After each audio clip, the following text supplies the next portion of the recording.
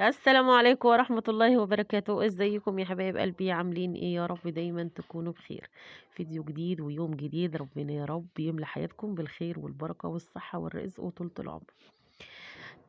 طبعا رمضان خلاص بيمشي وبيرحل، كلها يعتبر ايام بسيطة وقليلة جدا. هنزعل عليك كتير، انا عن نفسي من الناس اللي بتحزن على مشيتك وبزعل جدا، بحس ان انا فارقت حاجة كده عزيزة وغالية على قلبي، بس ما نقدرش نقول غير بعودة يا رمضان. تعاد علينا يا رب وعليكم وعلى أمة محمد بخير. فحبينا كده بصوا نختم كده آخر عزومات رمضان أو آخر عزومة في أيام رمضان أو في شهر الخير، ببصوا كده عزومة كده حلوة. يعني بصوا احنا بدأناها كده في الفيديو بتاع اللي نزل لكم كان قبل ده، كانت فيه تجهيزات وتحضيرات، وده كان كده الفيديو الأساسي. أنا كنت قايله لكم إن أنا هنزل بالفيديو التاني بعد كده بإذن الله. ده كان الفيديو التاني. طب انتي بتعملي ايه يا اماني؟ بصوا يا بنات، الفيديو بتاع النهارده استكمالا زي ما قلت لكم الفيديو اللي فات. احنا كنا عاملين، طبعا شفتوا الفيديو اللي فات معايا، عملنا الممبار وعملنا وسلقنا الكوارع وجهزنا الحاجات، لان انا قلت لكم ان انا بتكون عندي عزومه او بتكون في حاجه عندي تستاهل ان انا اقسم الاكل على يومين باعملها. لما بتكون في حاجة عايزة وقت وعايزة مجهود وانا انتوا عارفين انا وحدية في المطبخ، البنات ما بيدخلوش المطبخ كتير او ما بيعرفوش حاجة فيه قوي يعني. فانا هكون طبعا وحدية وكده، فبحب ان انا اقسم الاكل بتاعي على يعني مرتين، اجهز السفرة بتاعتنا او العزومة بتاعتنا على يومين.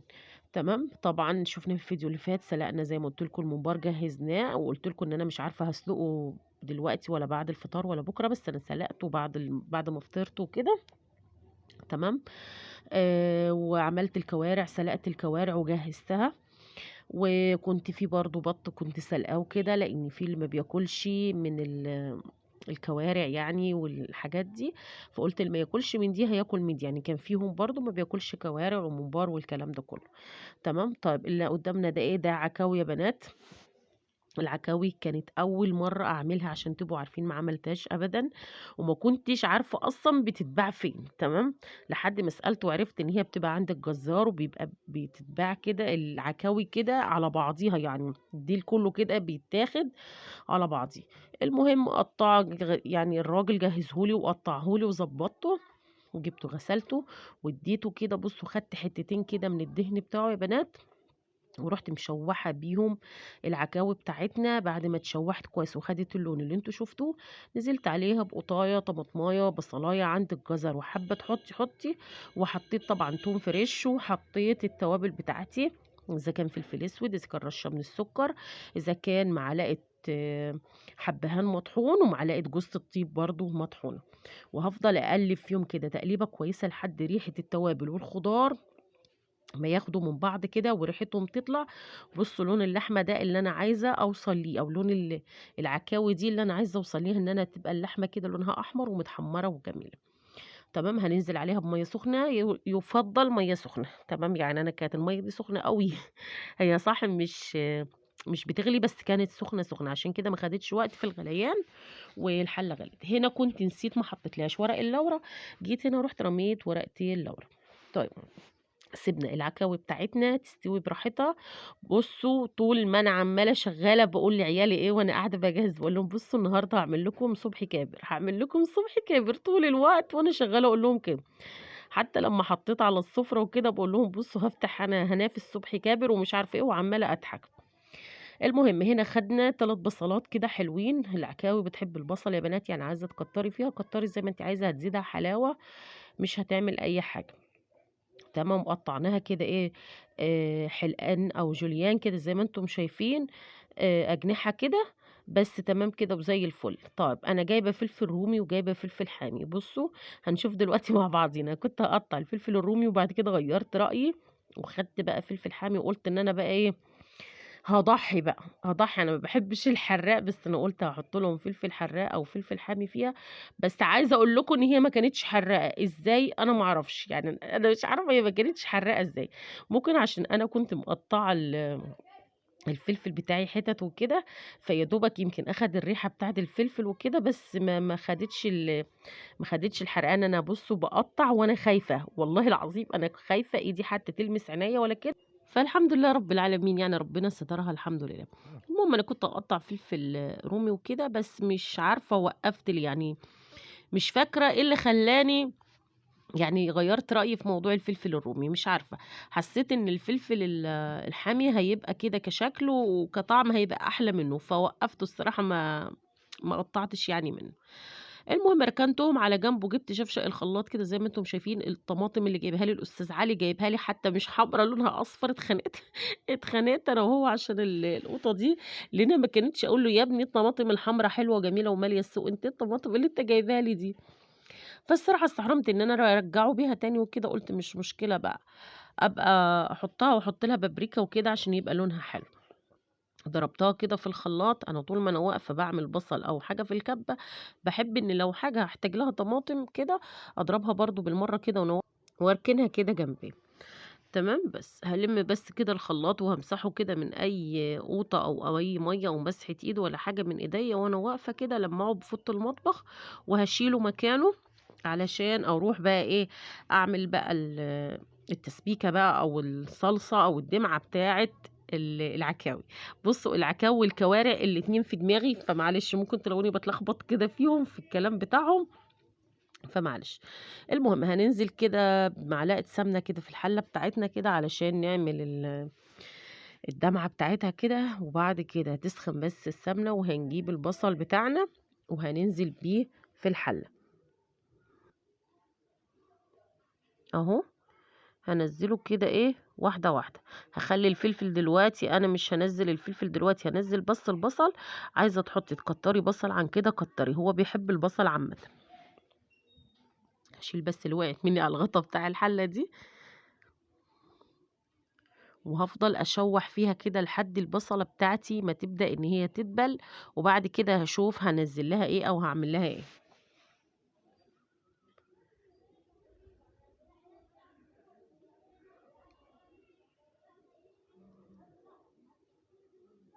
هنجيب دلوقتي كده حوالي 5، 6 فصوص توم كده محترمين، وهننزل بيهم في البصلة بُصّوا هيدّوها ريحة. والله العظيم بجد العيال وهُم طالعين يقولوا لي: "والله يا ماما في ريحة من أول بُصّوا مش من أول السلِّم، من أول الباب من تحت." يعني بُصّوا عايزة أقول لكم الريحة فعلًا بجد والله العظيم، وكمان تشويحة اللحمة اللي هي العكاوي يعني بالتوابل والخضار والكلام ده كلّه، كانت ريحتها جايبة آخر الدنيا. نزلت عليهم بالفلفل الحامي أو الفلفل الحراق اللي إحنا شُفناه ده، وبعد كده نزّلت عليهم الطماطم. أحط بقى التوابل بتاعة الطماطم دلوقتي قبل ما أنا إيه، أقفل عليها أو قبل ما مش هاقفل عليها النار، يعني قبل ما أحط الغطا بتاع الحلة عليها. ده كان فلفل أسود، وده ملح، وهاحط كمان هنا وده معلقة سكر، وهاحط كمان معاهم بس مش فاكرة دلوقتي حطيتها والّا بعد ما تتسبك، لو ما حطيتهاش دلوقتي لأ أهي حطيتها دلوقتي، حبهان مطحون ومعلقة برضه من جوزة الطيب المطحونة برضه. هاقلّبهم كده في بعض. العكاوي بتحب الحبهان وبتحب جوزة الطيب، جوزة الطيب أكتر كمان من الحبهان بتبقى حلوة الصراحة وبتدّي ريحة حلوة جدًا فيها. بصّيت كده على الصلصة بتاعتي قرّبت تتسبِّك وجيت هنا أبُص على العكاوي نشوف أخبارها إيه.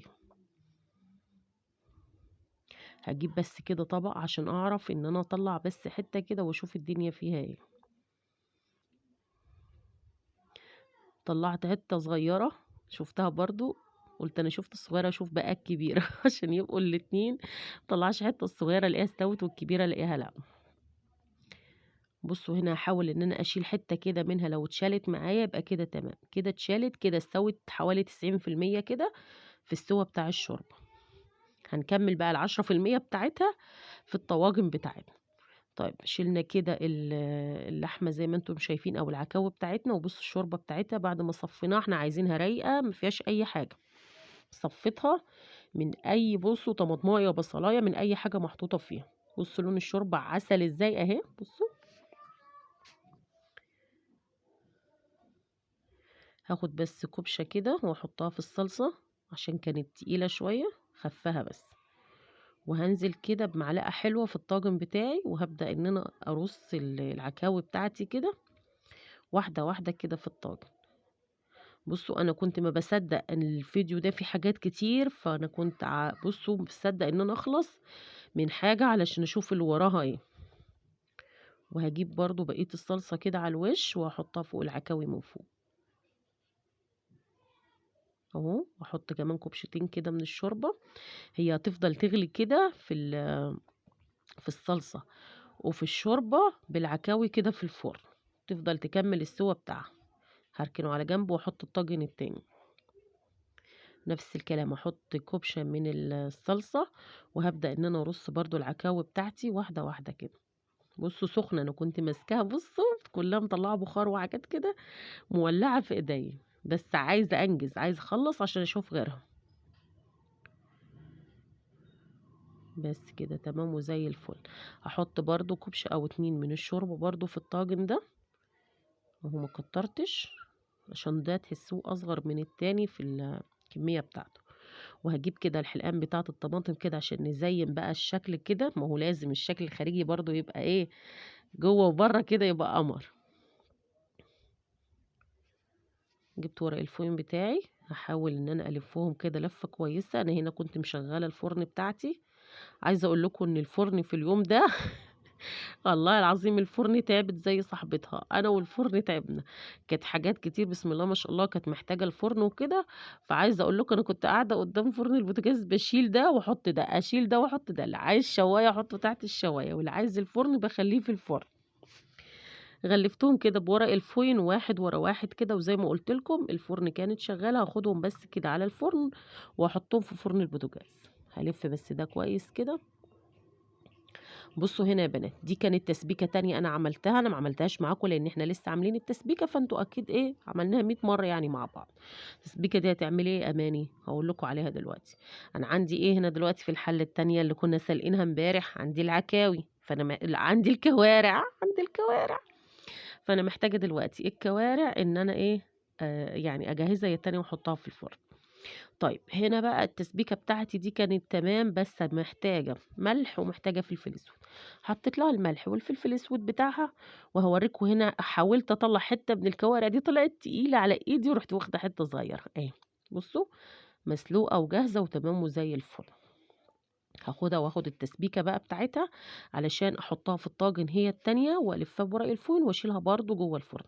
عند الطاجن الحلو المحترم ده ابن الناس الطاجن بتاع العزومات الكبيرة ده بسم الله ما شاء الله بيشيل يعني بيشيل كمية حلوة وكده اهو. هبدأ كده واحدة واحدة ان انا طبعا زي ما عملت في العكاوي هعمل في الكوارع. حطيت برضو معلقة من الصلصة في الطاجن من تحت، وهبدأ واحدة واحدة كده ان انا اخرج في الكوارع بتاعتي اهو. اعدليها بقى، ايوه اعدلي، هاتي وشها بقى اهو.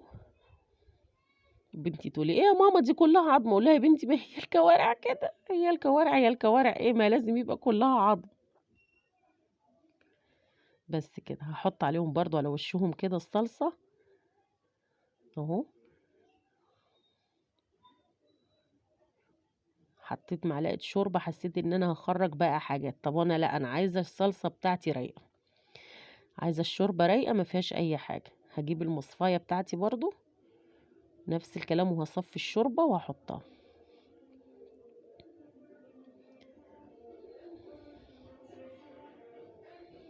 كده تمام وزي الفل. هجيب برضو ورق الفويل بتاعي وهلفه. يبقى احنا كده خلصنا من ايه؟ خلصنا من العكاوي وخلصنا الحمد لله رب العالمين من الكوارع. طيب هتعملي ايه تاني يا اماني؟ او في قدامك تاني هتعمل؟ اصبر اصبر اصبر خليكم معايا بس كده واحده واحده. انا عايزه اقول لكم ان انا اليوم ده كنت اتفحت في المطبخ والله العظيم، لان انا كمان عملت حلويات وكده. فعايزه اقول لكم ان انا ما خرجتش من المطبخ والله العظيم، ما خرجت من المطبخ الا امتى يا اماني؟ لا يعني يعتبر وانا بحط في السفره، يعني وانا بحط في السفره كانت الساعه 5، 5 ايه الساعه 6 كانت غالبا و20 دقيقه كنت مخلصه الحمد لله رص السفره كلها.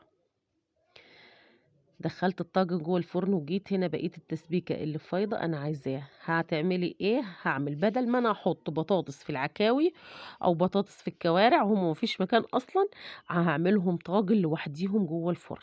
هدي بس كده البطاطس بتاعتي كده، احط لها شويه شوربه اهي، تمام. هديها بس كده يا دوب غلوتين كده على النار، تمام. وهفضيها بقى ايه في الطاجن بتاعها، وهدخلها جوه الفرن معاهم. مش بقول لكم الفرن في اليوم ده بصوا ما اترحمتش يعني. طيب على بالي احنا بقى ايه البطاطس ما تاخد لها غلوتين، تعالوا نعمل كده ايه طبق الرز بالشعريه، علشان خاطر البطاطس والكوارع والعكاوي والحاجات دي كلها عايزة طبعا ايه، عايزة طبعا رز جنبيها كده عشان نعرف ايه اللي يقعد بقى ياكل. حطيت على الشعرية يا بنات حبة ملح عشان توحد لي اللون بتاعها. بصوا احمرت ازاي اهي.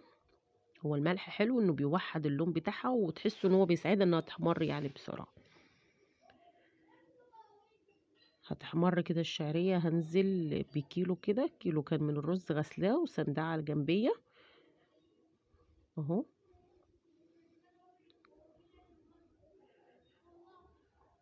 الحلة عمالة تجري من تجري من على البوتاجاز، مش عاجبها الوضع ولا عاجبها الكلام.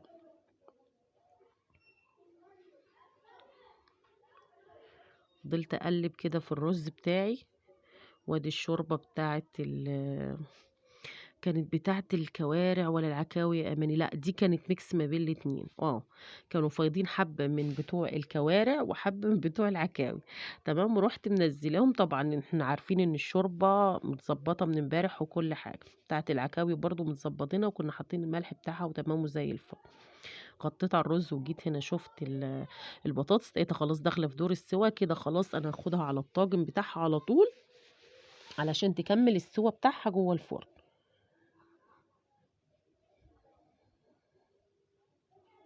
بصوا الطاجن سبحان الله يعني جاي على قديهم بالظبط. الحمد لله. افضي كل الكميه بتاعتي وهحطها كده ايه جوه الفرن برضو. جيت هنا بصيت على الرز، هديه برضو كده ايه تقليبه كده كويسه من فوق لتحت، وهوطي وهغطي عليه واسيبه بقى ايه يتشرب براحته خالص.